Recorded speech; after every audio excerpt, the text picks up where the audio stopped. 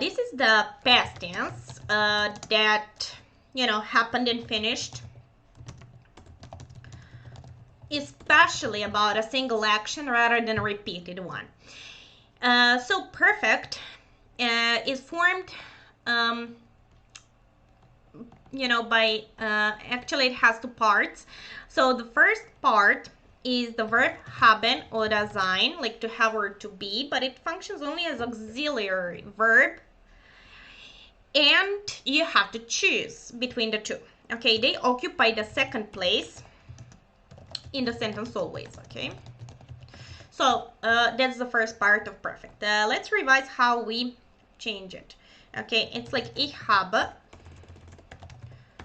du hast, er, sie, es hat, wir haben, ihr habt, und sie haben. Okay, so you actually need the present tense to form the auxiliary verb haben and sein. Okay, sein would be ich bin, du bist, er, sie, es ist, wir sind, ihr seid, und sie sind. Right? Okay, so you actually conjugate these verbs in present to use it in perfect.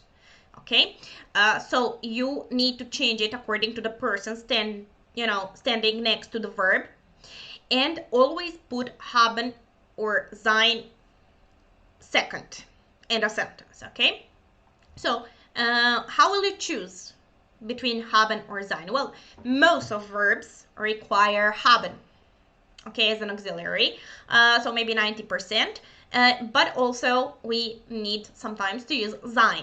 So sein is actually used if there is movement involved.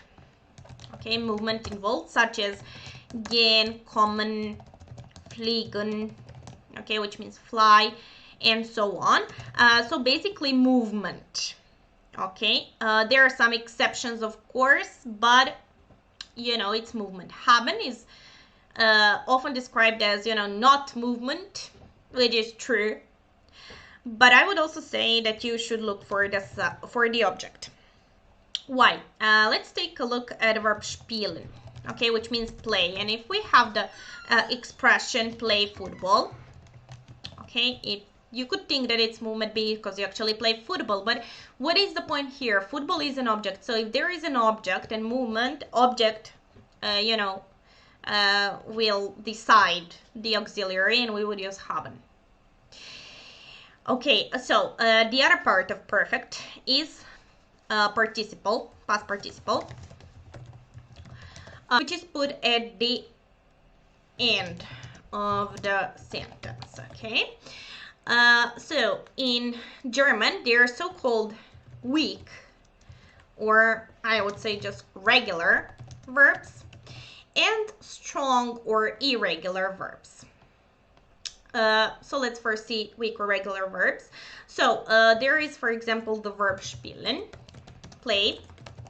So how do we form past participle? Well, you put ge, and then you cross n, okay, you cross it, and you put t instead of en. So it would mean that we have gespielt, and there is past participle. Okay, you add ge and t. Okay, so for example, machen, do, it would be gemacht. Okay, so that's how you form it. So regular verbs or weak verbs are formed in this way. When it comes to so-called strong, or I would just say irregular verbs, they have to be memorized, and they are the third column, the same as in English would be like go, went, been. That been is past participle, and the same goes with German language. So you have to memorize it. For example, gehen, it's gegangen, and for example, geben, it's gegeben.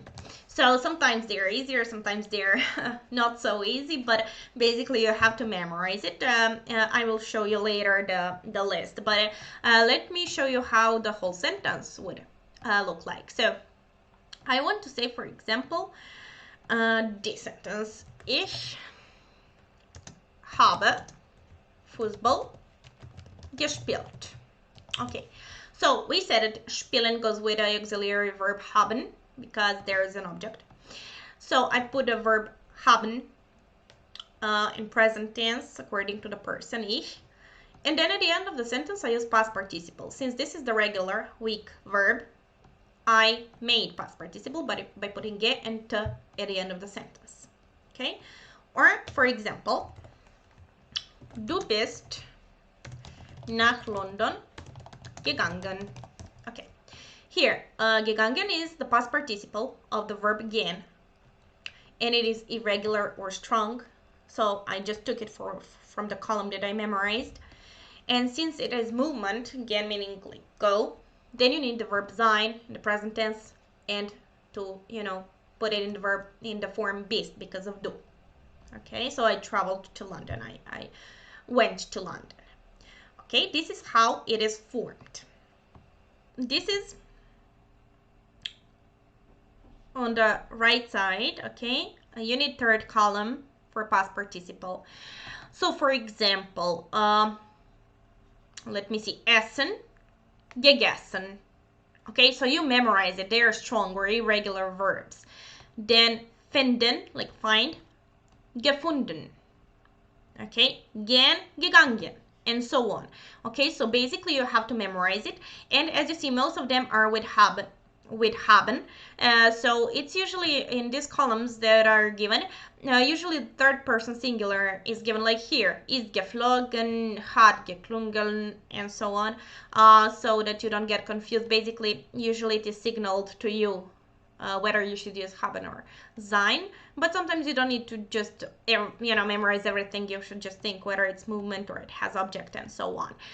So that's how it looks and what you should do. The second column for now you don't need. It's for another past tense, so just the third one.